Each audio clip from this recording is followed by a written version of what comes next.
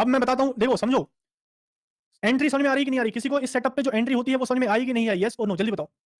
अब यहाँ पे ये क्या हुआ, कहाँ एंट्री आई, क्या आई, कहाँ गए भाई? वो भाई लोग कहाँ गए जिनको डाउट होता है? एंट्री समझ में आई क्या? यस और नो, जल्दी बताओ, जल्दी टाइप करो भाई। किस किस भाई को कुछ समझ नहीं आया क्या हुआ यहाँ पे? नहीं आई ना? हाँ सुनो, अब समझो मेरी बात। मेरी एंट्री जो होती है, मेरी एंट्री जो होती है वो हमेशा लेवल के ऊपर होती है, समझ रहे नहीं? ये लेवल हो गया, तो मेरी एंट्री यहाँ पे नहीं हुई, ना ही मेरी एंट्री यहाँ पे हुई, ना ही मेरी एंट्री यहाँ पे हुई। मैं बाय कहाँ करूंगा? ये लेवल के 1.5 पॉइंट ऊपर। समझ में आ रही बात? लेवल 82 है, इसके 1.5 पॉइंट ऊपर बाय करूंगा, तो 83.5 पे बाय करूंगा। अगर प्राइस 83.5 पे गया नहीं, तो क्या मेरी एंट्री हुई? नहीं हुई। वहां से नीचे गिर जाए तो क्या मेरी एंट्री हुई? नहीं हुई। अगर टच करे और फिर ऊपर जाए तो मेरा प्रॉफिट होगा, टच करे और नीचे जाए तो मेरा लॉस होगा। हाँ, अब सवाल ये आता है कि लेवल कैसे डिसाइड होता है, कौन से लेवल के ऊपर एंट्री लगाना है 1.5 point? Very good question. Level कैसे डिसाइड होता है, उसके लिए ड्राइंग सिखाता हूं। देखो, ये बन गया लेग, ये बन गया सपोर्ट, ये बन गया दूसरा लेग, ये हाई टूटेगा। अब ये जो कैंडल है ना, इसके ऊपर एंट्री लेवल रहेगा, ठीक है? यहां से नीचे करी, अब इसके 1.5 पॉइंट ऊपर मेरी एंट्री लगी रहेगी। तो मैं पहले क्या करता हूं, एक लेग देखता हूं, उसको गिरने देता हूं, उसको ईएमए का सपोर्ट कराता हूं, फिर यहां से इसको उठने देता हूं, यहां पे मैं डाइवर्जेंस पॉजिटिव देखता हूं, और फिर इस हाई के ऊपर एंट्री नहीं लगाता हूं, इसको मैं ब्रेक होने देता हूं। जैसे ही ब्रेक करता है, जहां रुकता है कैंडल क्लोज होने दो, जहां पे हाई बनाया उसके 1.5 पॉइंट ऊपर एंट्री लगाता हूं। जैसे यहां पे दिखाऊं मैं आपको, ये देखिए,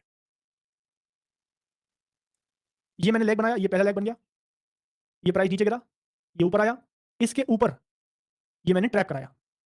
क्या मैंने यहां पे एंट्री मारी? नहीं, इसको बनने दिया। अब इसके जो क्लोज हुई ना, इसके 1.5 पॉइंट ऊपर मेरी एंट्री रही, क्योंकि इसका रीजन समझो। यहां पे जो सेलर था, पहले ये सेलर था जिसने नीचे भेजा, तो इस सेलर की धज्जियां उड़ा दी इसने, सेलर ने दोबारा पावर लगाई, इसको और रोका। तो अगर अब दूसरी बार ये ऊपर जाएगा ना, तो ये वाला सेलर और ये सेलर, इन दोनों की धज्जियां उड़ा देगा, प्राइस तो फट जाएगा, ब्लास्ट कर जाएगा। समझ आ रही बात, नहीं आ रही? साइकोलॉजी समझे? ये लेग बनता है। अब ये और समझो कि ये लेग कोई मामूली लेग नहीं, इस लेग में भी स्ट्रेंथ होनी चाहिए।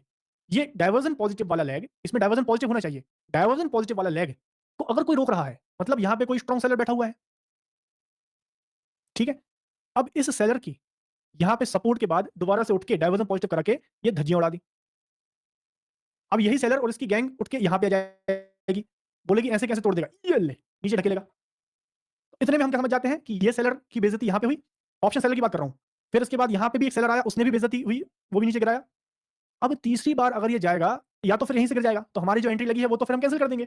बट अगर ये दोबारा से अगर गया, एक बार डाइवर्जन पॉजिटिव कराया, दूसरी बार कराया, ट्रैप भी किया, लेवल भी तोड़ा, अब तीसरी बार ऊपर जा रहा है, तो 100%, मतलब 100% नहीं बोलूंगा, बट 90% चांस है कि यहां से प्राइस फटेगा। क्योंकि अगर फटेगा कैसे? ऑप्शन सेलर के स्टॉप लॉस लग जाएंगे यहां पे, क्योंकि यहां पे डर जाएगा ऑप्शन सेलर, ये ट्रैप के बाद यहां भी डर जाएगा ऑप्शन सेलर।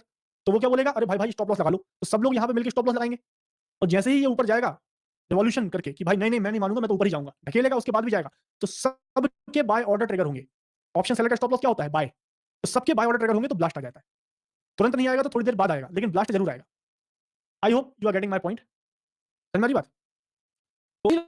तो कंफ्यूज होते हैं। अब जैसे ये वाला ट्रेड था, अब यहाँ पे कई लोग कंफ्यूज होते हैं कि भाई एंट्री कहाँ मान ली है। अब यहाँ पे दूसरा सेट, ये गया, ये गया, ये होने के बाद एंट्री नहीं मारी।